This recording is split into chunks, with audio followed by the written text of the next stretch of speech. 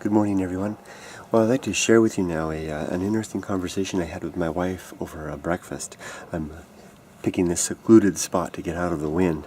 One of the things that has allowed Yumiko and I to enjoy interesting conversations about cross-cultural differences and similarities over the years is the fact that, and I just realized this morning, the fact that when we speak and when we offer criticisms, our criticisms are offered at our own culture. We're careful to guard each other's culture. I typically take the pro-Japan side, and she typically takes the pro-American side as a result of the following conversation, which I'll share with you now. This morning I began criticizing. We're getting ready to go to America in August, and we're going to stay in Huntington Beach. After we visit my brother for a while, we're going to spend a few days down in Huntington Beach. And when I was born in Long Beach, but my family our first home as a family was in Huntington Beach, and I wanted to go see the house where I was basically a baby. Well, we're there. It's only a few blocks away from where we're going to stay. And I looked it up on Google Maps, and I saw a picture of the house. There it is, and it's still the same house. And I recognized the house from photos that we have in our family. And I was really excited. And I looked at the map, and I showed Yumiko where the house is relative to the hotel, how close it is to the beach. It's a really nice place. And I offered up a quick criticism of my culture. You know, my family moved around a lot when we were kids. And I read somewhere that the average American moves every 5 years or so. And I thought to myself, I actually said to Yumiko, I said, it's such a shame that we didn't stay there, It's such a shame that we moved all the time. Why are Americans always moving all the time? Why don't they settle down and take it easy? And her response was, because they can. And she then went on to describe her own culture. And so I offered a criticism of my culture, saying that Americans are too mobile, we're too restless. And I actually said this. Before she said her statement, I said, we're just never happy. We're just always, we get a little restless and we move off to something else. We tear down what we've created and move into something else. And I was being critical of myself, of my own culture.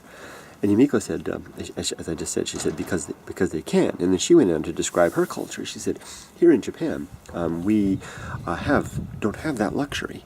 She said, she cited an example, someone we both know, who is young and starting out in life, and not very happy, and a Japanese person, not very happy yet, and making all of the right steps, yet clearly not wanting to make those steps, having voiced a wish to live a completely different life, a wish to live a life not the mainstream Japanese life, but completely unable to make those decisions because, as my wife said, she says, because he has to do this.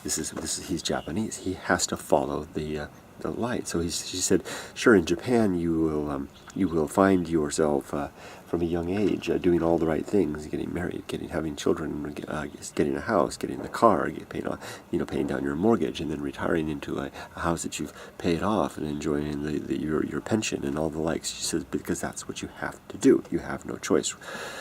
Likewise, and then I reiterated with, wow, that's I elaborated with, that's an interesting observation. Yes, and in America we have that. I guess we do have some leeway in that capacity, but as a result, we end up often as older Americans with little in terms of material consequence to show for it, and little in terms of security. And sometimes, broken up and torn apart families, such as my own, the family I grew up in, and all the friends I knew, as a result as well. So there we go.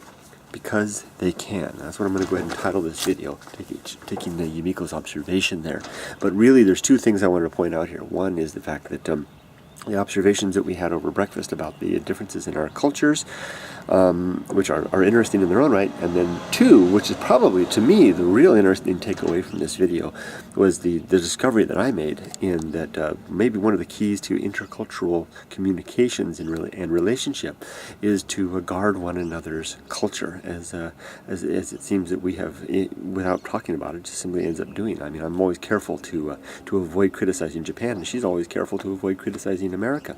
But if we both we criticize our own cultures and then talk about it, we find ourselves in a middle ground where neither of us is insulted. It's a funny thing. So I'll sign off now. and wish you all a wonderful day. It's Mother's Day here in Japan. We just had a great breakfast with Yumiko. Now we're going to pick up some flowers, and then we're going to have a fun day, and it's going to be a nice dinner later. Yeah. See y'all later. Bye-bye.